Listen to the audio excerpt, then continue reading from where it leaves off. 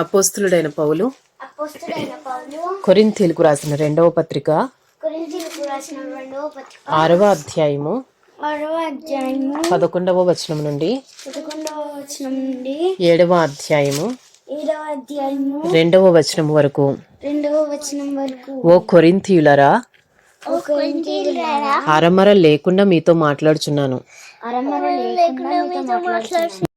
విశాలపరచబడి ఉన్నది, మా హృదయము విశాలపరచబడి ఉన్నది. మీ ఎడల మా అంతఃకరణము సంకుచితమై ఉండలేదు గాని మీ అంతఃకరణమే సంకుచితమై ఉన్నది. మీ ఎడల మాకున్న అంతఃకరణమునకు ప్రతిఫలముగా మీరును మీ హృదయములను విశాలపరచుకొనుడి. మీరు నా పిల్లలని మీతో ఇలాగూ చెప్పుచున్నాను, మీరు అవిశ్వాసులతో జోడుగా ఉండకుడి. నీతికి దుర్నీతితో ఏమి సాంగత్యము? వెలుగునకు చీకటితో ఏమి పొత్తు? క్రీస్తునకు బెలియాలతో ఏమి సంబంధము? అవిశ్వాసితో విశ్వాసికి పాలెక్కడిది?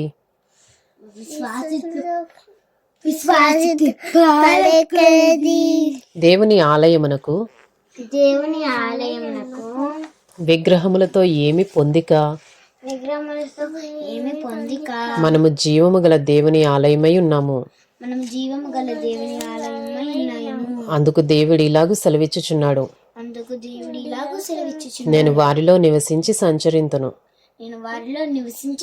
నేను వారి దేవుడనై ఉందును, వారు నా ప్రజలై ఉందరు.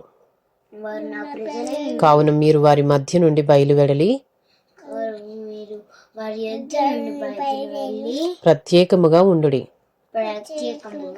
అపవిత్రమైన దానిని ముట్టకుడని ప్రభువు చెప్పుచున్నాడు. నేను మిమ్మల్ని చేర్చుకుందును, మీకు తండ్రినై ఉందును, మీరు నా కుమారులను కుమార్తెలనై ఉందరని సర్వశక్తి గల ప్రభువు చెప్పుచున్నాడు.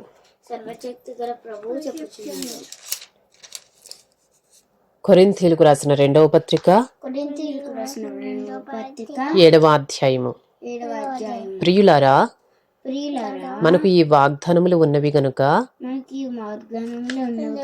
దేవుని భయముతో పరిశుద్ధతను సంపూర్తి చేసుకొనుచు శరీరమునకును ఆత్మకును కలిగిన సమస్త కల్మషము నుండి